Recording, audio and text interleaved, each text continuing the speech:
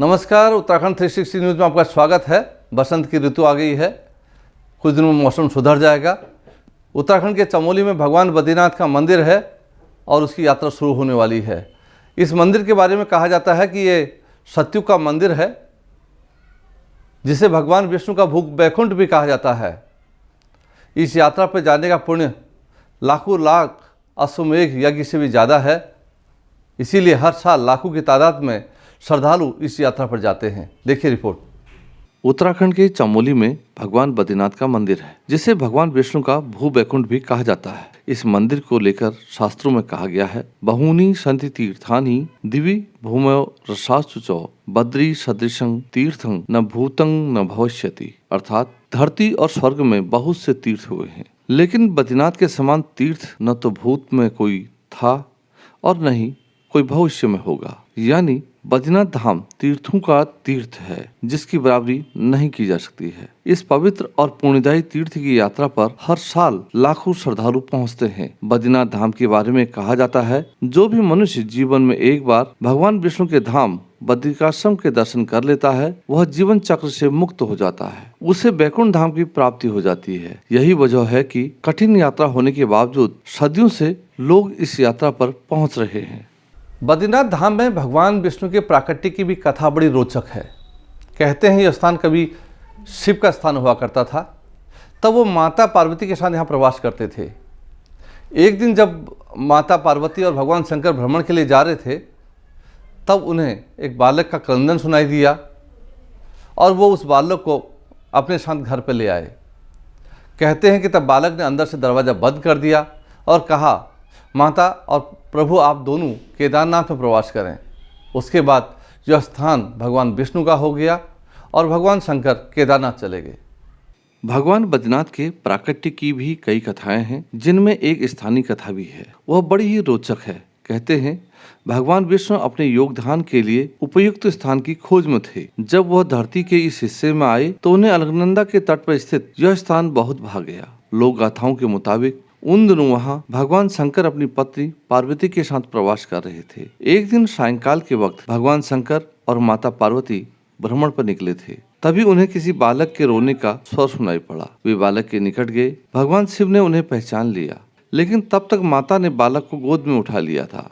उसने पूछा, तुम कौन हो, कहाँ से आए हो? लेकिन बालक ने कुछ नहीं बताया। उसका क्रंदन कम ही नहीं हो रहा था। भगवान शिव ने माता से कहा कि यह बालक छलिया है, उसे वहीं छोड़ दो। लेकिन माता नहीं मानी और अपने साथ भवन में ले आई। बालक को नींद आ गई। माता ने उसे भवन के भीतर सुला दिया। वे एक बार फिर भगवान शंकर के साथ भ्रमण पर चली गई। जब भ्रमण से लौटकर आई तो दरवाजा अंदर से बंद था। माता ने बालक से दरवाजा खोलने को कहा। कहते हैं तब अंदर से आवाज आई, माता यह स्थान मुझे भा गया है, अब आप प्रभु के साथ केदारनाथ में प्रवास करें। भगवान शंकर ने माता पार्वती की ओर देखा, कहा, मैंने पहले ही कह दिया था कि यह बालक छलिया है। फिर उन्होंने वह स्थान छोड़ दिया और केदारनाथ चले गए। कहते हैं फिर भगवान विष्णु ने वहाँ तपस्या की, जो बद्रिकाश्रम के नाम से जाना गया। इस धाम को सतयुग में मुक्ति प्रदा, त्रेता युग में योग सिद्धा, द्वापर में विशाला और कलयुग में बद्रीनाथ धाम के नाम से जाना जाता है। बद्रीनाथ धाम की महिमा का वर्णन भागवतम में भी किया गया है। भागवतम में एक प्रसंग आता है, जब उद्धव महाराज भगवान कृष्ण से पूछते हैं कि हे प्रभु, मुझे आपके चरण कमलों की अनन्य भक्ति किस प्रकार मिलेगी, उसका उपाय बताएं। तब भगवान उन्हें बद्रीनाथ धाम जाने को कहते हैं कि वह धाम उनका ही धाम है, इसलिए वो वहाँ जाएं और अलकनंदा के जल का सेवन करें, उसके जल से स्नान करें, कंदमूल खाकर ज्ञान की प्राप्ति करें। शास्त्रों में बद्रिकाश्रम को नारायण का स्थान भी कहा गया है। कहते हैं जब भगवान विष्णु ने लोक कल्याण के लिए ब्रह्मा जी के मानस पुत्र धर्म और उनकी पत्नी मूर्ति देवी के गर्भ से जन्म लिया, तब वे नर और नारायण ऋषि कहलाए, जो जन्म लेते ही बद्रिकाश्रम में तपस्या करने के लिए चले गए थे। दोनों ऋषियों ने वहां वर्षों तक बद्री वृक्ष के नीचे तपस्या की। दोनों ऋषियों की तपस्या से ही संसार में सुख और शांति स्थापित हुई। आज भी जब श्रद्धालु बद्रीनाथ धाम की यात्रा पर जाते हैं तो वे सुख और शांति मांग कर लाते हैं। वहां नर नारायण के विग्रह के भी दर्शन होते हैं। बद्रीनाथ धाम की महिमा भागवतम में भी की गई है। श्रीमद् भागवतम में जब भगवान कृष्ण के अनन्य भक्त और भ्राता उद्धव महाराज उनसे कहते हैं कि हे प्रभु, आप कृपा करके मुझ शरणागत को ऐसी आज्ञा दीजिए जिससे आपके चरण कमलों में मेरी अनन्य भक्ति बनी रहे। तब भगवान उन्हें कहते हैं, गच्छो उद्धव मया दिष्टो ममाश्रम तत्र मत पादति तीर्थो स्नानो स्पर्शन शुचि। अर्थात हे उद्धव जी, आप मेरी आज्ञा से बद्रीवन चले जाओ, वह मेरा ही आश्रम है। तुम वहाँ मेरे चरण कमलों के धोवन गंगा जल से स्नान करना, उसी का सेवन करना, उससे तुम पवित्र हो जाओगे। कहते हैं उसके बाद भगवान कृष्ण के अनन्य भक्त उद्धव महाराज बद्रीवन को चले गए। वहाँ वे नित्य अलकनंदा में स्नान करते थे, उसी के जल का सेवन करते थे, कंद मूल और फल खाकर भगवान की भक्ति में लीन रहते थे। उद्धव जी ने बद्रिकाश्रम में कई ऋषि मुनियों को भी देखा जो भगवान की भक्ति में लीन रहते थे। बद्रीनाथ धाम की यात्रा कोई 200-400 वर्ष से नहीं चल रही है, बल्कि इस यात्रा के बारे में कहा जाता है कि पांडव भी बद्रीनाथ धाम गए थे। महाभारत के वन पर्व में इसका विस्तार से वर्णन मिलता है।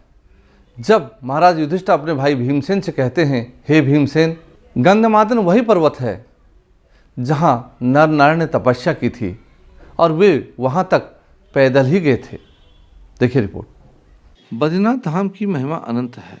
कहते हैं इस यात्रा पर पांडव भी गए थे। महाभारत के वन पर्व में इसका विस्तार से वर्णन किया गया है। दरअसल जब भीम गंधमादन पर्वत के बारे में युधिष्ठिर महाराज से पूछते हैं तो वे उनसे कहते हैं, हे भीम, गंधमादन पर्वत वही है जहाँ विशाल बद्री का वृक्ष है, वहाँ भगवान नर नारायण का आश्रम भी है। उस महान पर्वत पर सदा यक्षगण निवास करते हैं। इसके अलावा कुबेर की सूर्य में पुष्यकर्णी भी है। युधिष्ठिर महाराज भीमसेन से कहते हैं, हे अनुज, हम लोग उस पवित्र स्थान के दर्शन करेंगे और वहाँ तक भारी तपस्या करते हुए पैदल ही चलेंगे। उसके बाद तेजस्वी और अति वीर पांडव अपने शस्त्रों, द्रौपदी और श्रेष्ठ ब्राह्मणों के साथ गंधमादन पर्वत की तरफ चल पड़े। वे सब श्री हरि का गुणगान करते हुए आगे बढ़ रहे थे। पांडवों ने गंधमादन पर्वत की तरफ जाते हुए बहुत से सरोवर, सरिताएं, पर्वत, वन और घनी छाया वाले वृक्ष देखे। जब वे बद्रिकाश्रम पहुँचे तो उन्होंने वहाँ अनगिनत वृक्ष देखे। वहाँ नरनारायण का आश्रम भी देखा। उन्हें विशाल और मनोरम बद्री वृक्ष भी दिखाई दिया। उस वृक्ष का स्कंद गोल था। वह वृक्ष बहुत ही चिकना और घनी छाया से युक्त था। उस शुभ वृक्ष के सघन कोमल पत्ते भी चिकने थे। इसके बाद पांडवों ने ब्राह्मणों के साथ भगवान नरनारायण के उस आश्रम के दर्शन भी किए। बद्रीनाथ धाम में भगवान के अनन्य भक्त उद्धव महाराज की पूजा होती है। उद्धव महाराज को भगवान नारायण का उत्सव स्वरूप माना जाता है। जब भगवान कृष्ण की 16,000 पत्नियां उनके विरह में तड़प रही होती हैं, तब उनकी चौथी पत्नी कालिंदी कहती है, हे बहनों, आप उद्धव महाराज के सत्संग में जाओ, आपको इस विरह से मुक्ति मिलेगी। श्रीमद् भागवतम में बद्रीनाथ धाम को साधना की भूमि भी बताया गया है। कहते हैं भगवान कृष्ण की 16,000 रानियां उनके वियोग में दुखी रहती थी, लेकिन उनकी चौथी पत्नी कालिंदी को विरह का दुख नहीं सताता था। तब एक दिन 16,000 पटरानियों ने कालिंदी से पूछा, क्या तुम्हें भगवान की विरह का दुख नहीं सताता है? कालिंदी ने कहा, नहीं। तब उन सब ने कालिंदी से पूछा, तुम कैसे खुश रहती हो, हमें भी बताओ। यमुना जी उनकी बातें सुनकर हंस पड़ी। उनका मन द्रवित हो उठा।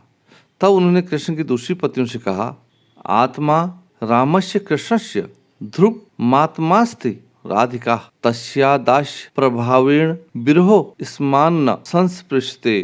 अर्थात अपनी आत्मा में ही रमण करने से भगवान कृष्ण आत्मा राम हैं और उनकी आत्मा श्री राधा जी हैं। मैं दासी की भांति श्री राधा जी की सेवा करती हूँ। राधा जी की सेवा का ही प्रभाव है कि विरह मेरा स्पर्श भी नहीं कर पाता है। इसलिए तुम सबसे कहती हूँ, तुम सब राधा जी की सेवा करो, तुम्हें श्री कृष्ण का विरह छू भी नहीं सकेगा। यमुना जी ने कृष्ण की पत्नियों से कहा, तुम इस रहस्य को नहीं जानती हो, इसलिए इतनी व्याकुल हो रही हो। इससे पहले जब अक्रूर श्री कृष्ण जी को नंदगांव से मथुरा ले आए थे, उस अवसर पर गोपियों को भी श्री कृष्ण के विरह की पीड़ा हुई थी, लेकिन वह भी वास्तविक विरह नहीं था, महज विरह का आभासी था। उस बात को जब तक वे नहीं जानती थी, वे पीड़ा में रही। फिर जब उद्धव जी ने उनके प्रश्नों का जवाब दिया तो वे विरह की पीड़ा से बाहर निकली। फिर कालिंदी ने श्री कृष्ण की पत्नियों की ओर देखकर कहा, हे बहनों, तुम्हें भी भगवान के अनन्य भक्त उद्धव जी का सत्संग प्राप्त हो जाए तो तुम सब भी अपने प्रियतम श्री कृष्ण के नित्य विहार का सुख प्राप्त कर सकोगी।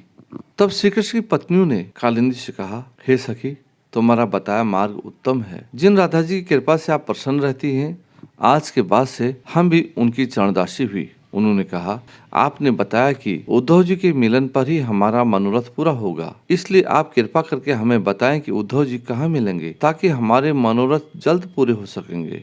तब कालिंदी ने कहा, साधन भूमि बद्री ब्रजता कृष्णेन मंत्रिणे प्रोक्ता तत्रास्ते स्वतु साक्षात द्वयुनं ग्राह्यं लोकान। अर्थात कालिंदी ने कहा, जब भगवान कृष्ण अपने परम धाम को बधाने लगे तब उन्होंने अपने भक्त उद्धव महाराज से कहा, हे उद्धव, साधना करने की भूमि तो बद्रिकाश्रम है, तुम अपनी साधना पूरी करने के लिए बद्रिकाश्रम जाओ। भगवान की आज्ञा मिलने के बाद उद्धव जी बद्रीनाथ धाम चले गए। वे भगवान कृष्ण के उत्सव स्वरूप हैं। भगवान की आज्ञा मिलने से वे बद्रिकाश्रम में जिज्ञासु लोगों को भगवान के बताए ज्ञान का उपदेश देते रहते हैं। Bureau report, Uttarakhand 360 news.